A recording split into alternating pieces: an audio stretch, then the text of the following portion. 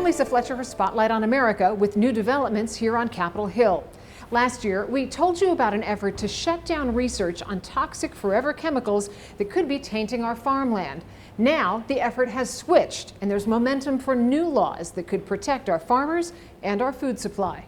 America's farmland may be hiding a toxic secret. What was once considered a harmless fertilizer is now linked to lost livelihoods, dead livestock, and families caught in the fallout. This should have been taken care of decades ago. It's really just been a huge impact on their lives. For years, farmers have spread biosolid sludge made from human waste on their land. Now, evidence shows it can contain dangerous levels of PFAS, chemicals tied to cancer, reproductive harm, and developmental problems in children. Laura Dumais, with the advocacy group PEER, is leading a lawsuit accusing the EPA of failing to protect farmers in Texas who say they lost everything from PFAS contamination. They have lost cows. When they tested the flesh of the dead cows, they discovered these sky-high levels of PFAS in them. They've also experienced health impacts themselves.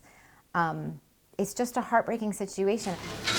A story that echoes what happened in Maine, where farmer Fred Stone says he unwittingly poisoned his family and lost his livestock and livelihood from PFAS in sludge. This is about as real as it gets, guys. Maine is also home to Congresswoman Shelley Pingree, an organic farmer herself. Pingree says concern over tainted sludge is bringing allies together across party lines. I finally feel this moment in time where it's not just left or right, it's not just environmentalists, it's people of all stripes who are saying, what's going on here and how do we remove more of these chemicals? Answers appeared to be coming last year when the EPA declared a risk to farmers and the food supply from PFAS in biosolids. But our reporting uncovered a single sentence tucked into a congressional budget bill that would have permanently halted any current or future study of the problem, even as some farmers were losing everything.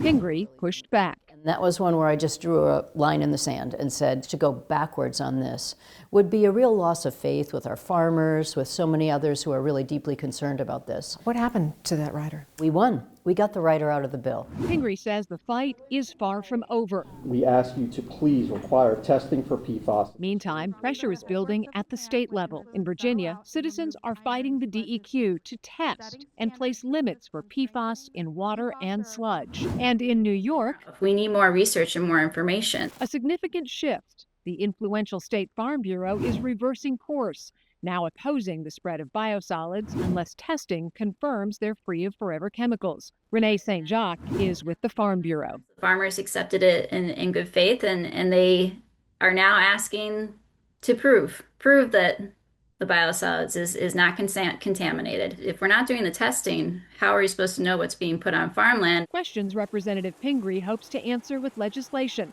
not only requiring PFAS testing, but providing help to farmers already blindsided by contamination. The idea that any state still allows this or isn't doing testing, or if this rider had gone through, it's going backwards.